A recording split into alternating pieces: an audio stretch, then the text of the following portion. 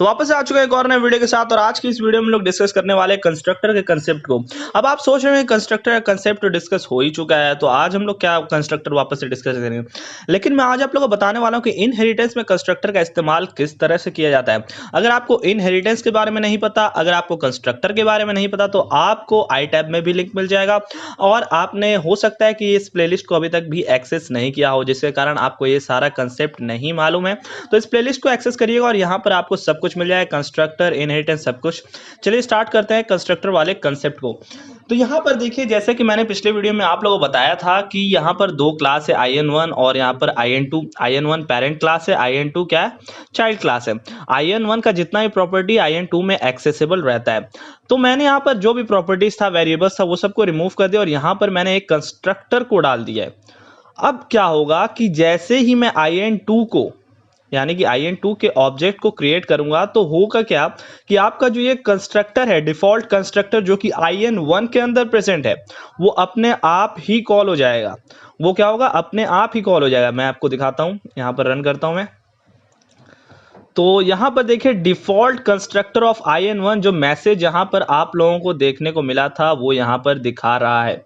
ठीक है, तो ये हुआ क्या, यहां पर हुआ ये कि जैसे ही आप IN2 के ऑब्जेक्ट को क्रिएट कर रहे हैं, तो वो क्या जा रहा है, IN1 में जा रहा है। IN1 में जो कंस्ट्रक्टर है उसको कॉल कर रहा है और उसके अंदर जो मैसेज है उसको प्रिंट कर रहा है, और फिर IN2 के अंदर जो भी कोड प्रेजेंट है वो उसको रन कर रहा है। तो यहाँ पर आपको ये समझ में आ गया। लेकिन क्या हो कि मैं यहाँ पर एक और कंस्ट्रक्टर बना दूं जो कि IN2 के लिए हो, तब क्या होगा। मैं बनाता हूँ यहाँ पर मैं सिस आउट लिखता हूँ, सिस आउट। मैं यहाँ पर लिखता हूँ मैं हूँ, तो मैं यहाँ पर लिख दिया। तो यहाँ पर होगा क्या कि अब हम लोग जब इसके IN2 के ऑब्जेक्ट को बनाएंगे, तो क्या होगा कि IN1 वाला कंस्ट्रक्टर पहले कॉल होगा, IN2 वाला कंस्ट्रक्टर फिर से कॉल होगा। तो यहाँ पर इसको हम लोग रन कर देखते हैं। तो यहाँ पर देखिए, डिफॉल्ट कंस्ट्रक्टर ऑफ IN1 और मैं हूँ यहाँ पर सेकंड में देखने को मिल रहा है। आप अगर चाहे तो यहाँ पर इसका भी, इसको जैसे कि IN2 का जो क्लास है यहाँ पर वो IN1 उसका पेरेंट है।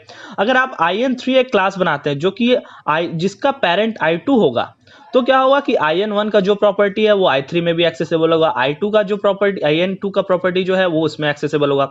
और अगर आप यहाँ पर एक और क्लास बनाते हैं, उसके अंदर एक और कंस्ट्रक्टर डालते हैं, तो क्या होगा, जो कि इसका चाइल्ड है IN2 का, तो क्या होगा कि यहाँ पर सबसे पहले ये वाला कंस्ट्रक्टर कॉल होगा, फिर ये वाला कंस्ट्रक्टर कॉल होगा, फिर तीसरा वाला कंस्ट्रक्टर अगर आप बनाते हैं तो कॉल हो जाएगा। अब मैं आप लोगों को बताता हूँ कि यहाँ पर एक और कंसेप्ट, मैं इसको जैसे पहले था, अब मैं क्या करता हूँ, इसको कमेंट करता हूँ, इसको अनकमेंट करता हूँ, इसको अनकमेंट करता हूँ, फिर मैं समझाता हूँ मैं कहना क्या चाह रहा हूँ।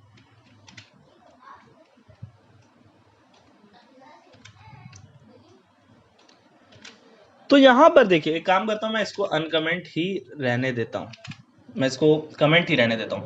तो यहां पर मैंने अभी क्या किया कि यहां पर एक डिफॉल्ट कंस्ट्रक्टर था जो कि बहुत ही इजीली आप कंस्ट्रक्टर बना रहे थे तो कॉल हो जा रहा था।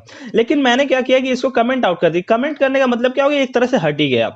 और यहाँ पर मैंने एक पैरामीटराइज्ड कंस्ट्रक्टर बनाया जिसमें मैं एक इंटीजर वैल्यू को मांग रहा हूं, और यहाँ पर मैं उसको वैल्यू ऑफ y IN1 और यहाँ पर y के वैल्यू को प्रिंट करवा रहा हूँ। और यहाँ पर मैं सिंपली से यहाँ पर उस IN2 के जो चाइल्ड क्लास है उसके ऑब्जेक्ट को क्रिएट कर रहा हूं, तो मुझे यहाँ पर एरर देखने को मिल रहा है। एरर देखने को क्यों मिल रहा है, क्योंकि यहाँ पर y में जो पैरामीटर है वो भेजने वाला यहाँ पर कोई भी नहीं है। अगर I1 में जो वैल्यू है वो अगर आप भेजेंगे ही नहीं, उसके वैल्यू को आप सेट ही नहीं करेंगे, तो कंस्ट्रक्टर में तो एरर थ्रो करना ही है। यहाँ पर हम लोग जो भी ऑब्जेक्ट बना रहे हैं यहाँ पर कोई वैल्यू दे ही नहीं रहे, जिसके कि जो y का वैल्यू है, जो इंटीजर वैल्यू ये मांग रहा है, उसका फुलफिलमेंट हो सके।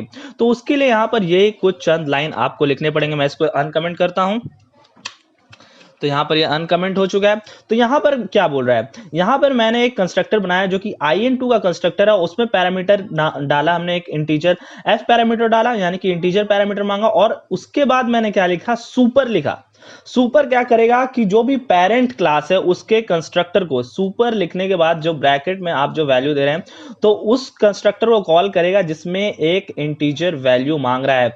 यहां पर सुपर f लिखने से मतलब क्या हुआ कि जो भी कंस्ट्रक्टर पेरेंट क्लास में प्रेजेंट है और जो एक इंटीजर वैल्यू चाहता है, उसको वो इंटीजर वैल्यू दे दो, उसको कॉल कर दो। सुपर वैल्यू लिखने का मतलब ये हुआ। और उसके बाद यहाँ पर हम लोग एक मैसेज दे रहा है कंस्ट्रक्टर IN2। हम लोग इसको रन कर देखते हैं। तो हमको क्या देखने को मिलना चाहिए, value of y in1 plus y, यानी कि यहाँ पर y के वैल्यू को देखने को मिलना चाहिए। और यहाँ पर हम लोग को system dot out dot println constructor in2 देखने को मिलना चाहिए। यहाँ पर हम लोग एक वैल्यू डालते हैं, जैसे 12, यहाँ पर 12 हमने एक इंटीजर वैल्यू को भेज दिया। अब इसको हम लोग रन करते हैं तो देखने को मिलता है, हम लोग को देखने को मिलता है कि नहीं, देखते हैं। तो यहाँ पर देखिए वैल्यू ऑफ y in1 12 और कंस्ट्रक्टर in2 यहाँ पर हम लोग को देखने को मिल गया। यहाँ पर आप और भी अलग अलग तरह के कंस्ट्रक्टर को बना सकते हैं, जैसे कि मैं एक और कंस्ट्रक्टर यहाँ पर बनाता हूँ। और एक चीज मैं आप लोगों को बताता हूँ, अगर यहाँ पर डिफॉल्ट कंस्ट्रक्टर है, यहाँ पर डिफॉल्ट कंस्ट्रक्टर प्रेजेंट है और उसके बाद मैं इसको कमेंट कर देता हूँ, यहाँ पर मैं इसमें कोई वैल्यू नहीं भेजता हूँ, यानी कि पैरामीटराइज्ड कंस्ट्रक्टर में को मैं कॉल ही नहीं कर रहा हूँ, यहाँ पर मैं कोई वैल्यू अगर नहीं भेजता हूँ तो क्या होगा कि ये जो इसके अंदर का जो डिफॉल्ट कंस्ट्रक्टर in1 वाला वो कॉल हो जाएगा अपने आप, पैरामीटराइज्ड वाला कंस्ट्रक्टर कॉल बिल्कुल नहीं होगा। मैं इसको रन करता हूँ यहाँ पर, तो मैंने यहाँ पर रन किया, देखिए डिफॉल्ट कंस्ट्रक्टर ऑफ in1 यहाँ पर देखने को मिल रहा है। तो क्या समझ में आया, अगर आप सुपर का इस्तेमाल कर वैल्यू प्रोवाइड नहीं कराते हैं, जो कि यहाँ पर हम लोग कंस्ट्रक्टर ओवरलोडिंग की मदद से कर रहे हैं, वैल्यू अगर आप प्रोवाइड नहीं करवाते हैं जो मांग रहा है, तो क्या होगा कि अगर डिफॉल्ट कंस्ट्रक्टर प्रेजेंट है तो नॉर्मली आपका कोई एरर थ्रो नहीं करने वाला और डिफॉल्ट कंस्ट्रक्टर कॉल हो जाएगा। और यहाँ पर अगर ये डिफॉल्ट कंस्ट्रक्टर ना होता तब आपको इसके लिए एक वैल्यू भेजना ही पड़ता, जो कि हम लोग कैसे कर रहे थे, सुपर एफ, यानी कि सुपर जो एफ में वैल्यू आ रहा था उस वैल्यू को हम लोग सुपर करके इस वाले कंस्ट्रक्टर को कॉल कर दे रहे थे।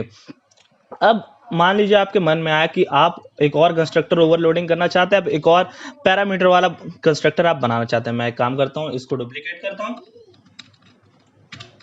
तो यहां पर ये डुप्लीकेट हो गया और इसमें मैं एक स्ट्रिंग वैल्यू को मांगता हूं, स्ट्रिंग यहाँ पर स्ट्रिंग y किया मैंने।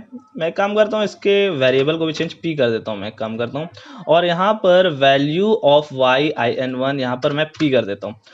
और अब मैं क्या चाहता हूँ कि ये तीनों में से मैं ये वाले कंस्ट्रक्टर को कॉल करूँ। अगर ये वाला जो पुराना है इसको मैं अनकमेंट करता हूँ, तो यहाँ पर क्या किया मैंने, सुपर f में एक इंटीजर वैल्यू भेजा है, तो मुझे यहाँ पर ये वाला कॉल होकर मिलेगा। क्या, कौन वाला कॉल होकर मिलेगा, अगर मैं यहाँ पर एक इंटीजर वैल्यू भेजूं, मैं यहाँ पर 12 भेजूं, तो क्या होगा कि ये तीनों में से ये वाला कंस्ट्रक्टर कॉल हो जाएगा, क्योंकि हम लोग यहाँ पर एक इंटीजर वैल्यू को भेज रहे हैं। इसको रन करते हैं, देखते हैं यहाँ पर वैल्यू 12 वाला हम लोग को देखने को मिल रहा है कि नहीं। यहाँ पर देखिए 12 वाला वैल्यू हम लोग को देखने को मिल रहा है। लेकिन अगर क्या हो कि आप चाहते हैं कि ये वाला कंस्ट्रक्टर कॉल हो जो कि स्ट्रिंग वाला, तो यहाँ पर आपको स्ट्रिंग वैल्यू भेजना पड़ेगा। सबसे पहले आपको स्ट्रिंग वैल्यू को मांगना पड़ेगा, स्ट्रिंग वैल्यू को हमने मांगा और स्ट्रिंग वैल्यू को यहाँ पर आपको भेजना भी पड़ेगा। मैं यहाँ पर लिखता हूँ यो, मैंने यहाँ पर यो लिखा, तो यहाँ पर देखिए हम लोग को यो देखने को मिलना चाहिए। तो क्या देखने को मिल रहा है, यहाँ पर यो हम लोग को देखने को मिल रहा है। तो आपको ये समझ में आ गया।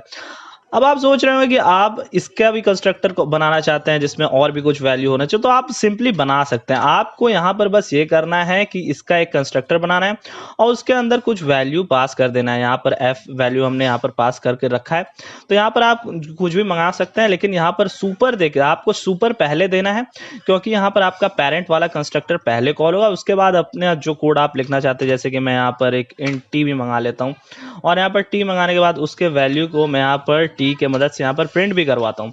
तो मैं यहाँ पर दो वैल्यूज को भेजता हूँ, एक स्ट्रिंग वैल्यू और एक यहाँ पर इंटीजर वैल्यू, जो कि मैं यहाँ पर 34 भेज रहा हूँ।